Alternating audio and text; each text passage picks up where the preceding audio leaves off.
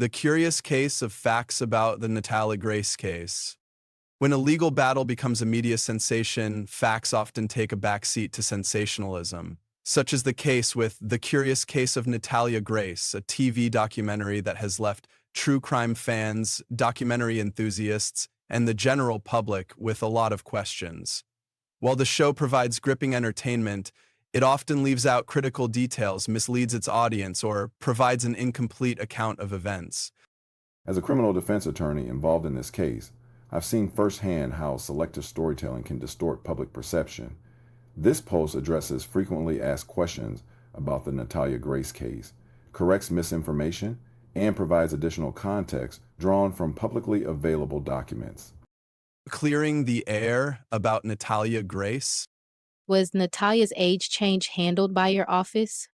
No, our law office was not involved in any aspect of changing Natalia's age. I don't practice in adoption law or age change cases, and I've never met attorney Michelle Jackson, who managed Natalia's age reclassification.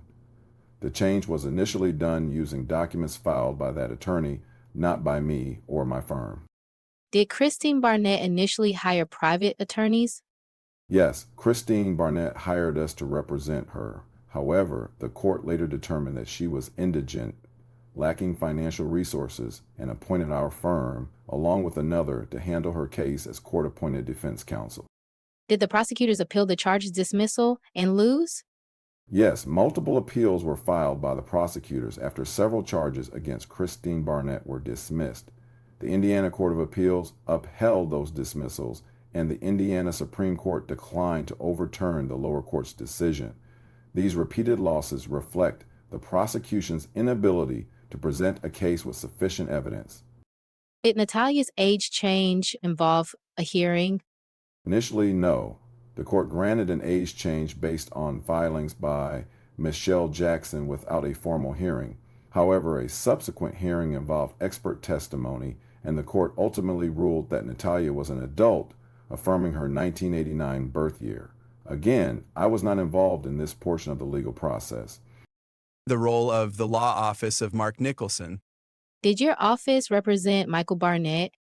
No, we only represented Christine Barnett. Attorneys Terrence Kennard and Vincent Scott were counsel for Michael Barnett, and I was not part of their legal team or the documentary interviews featuring them. Were DNA results about Natalia valid evidence? The DNA results claiming to connect Anna Gava to Natalia as her birth mother were not independently verified, had issues with the chain of custody, and were inadmissible in court. Without independent testing or a deposition from Anna Gava, the claims remain unverified throughout the case. It was not until 2023, after the case was dismissed by the prosecutor, that unchallenged testing suggested, and I emphasize suggested, that she was younger. Did your office release documents to the TV show, take part in the show, or get paid? No, we did not provide any documents for the TV show. Document releases came directly from prosecutors, the court, Michael Barnett, his legal team, and Natalia Grace herself, not from my office. I had nothing to do with the TV pseudo-documentary and made-for-TV movie miniseries. I did not get paid any money by the show. Christine didn't have any money, and I was appointed to represent her by the court. There are reports that Michael Barnett and Natalie Grace were paid almost $1 million or more for their part in the shows. Addressing public perception and misinformation. Does the documentary fully explain the case? No. Despite its dramatic storytelling, The Curious Case of Natalia Grace omits countless crucial details, presenting an incomplete narrative to its audience. A 3-hour documentary or short deposition clips cannot possibly cover the full scope of this complex legal case. I dedicated over 3 years to working on this case, and the reality is far more nuanced than what's been presented on screen. Did physical evidence prove Natalia was a child? No, the physical evidence, including x-rays, did not conclusively prove Natalia's date of birth. Natalia has a bone disorder that affects growth, making such evidence unreliable for age determination. Assertions made in the TV show are oversimplified and misleading.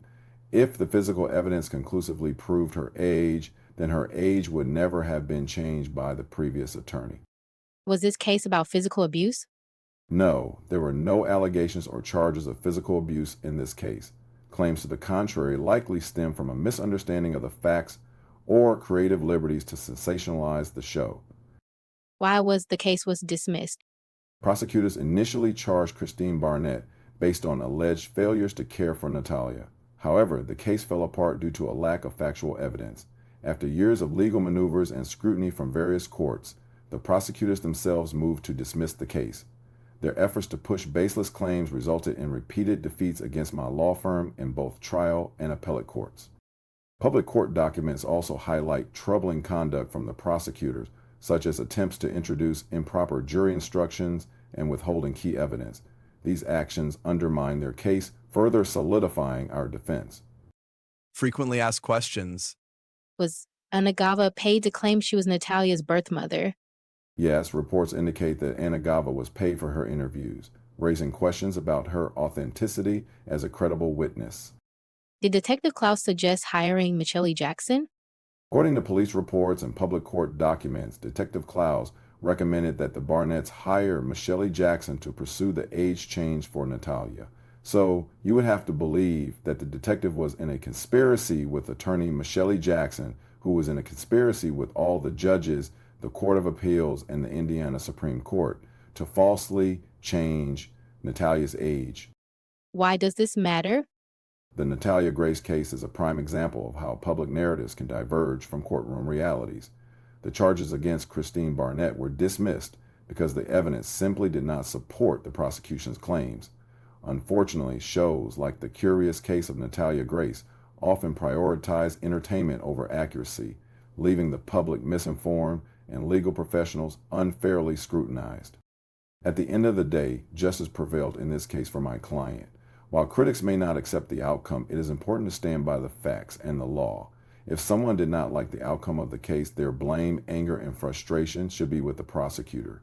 It was the prosecutor who brought charges without having all the evidence and then ultimately dismissed the case against my client. If you have questions or want to explore publicly available records, I encourage you to review the court documents and transcripts directly. Truth matters and is often more complex than any TV portrayal can capture.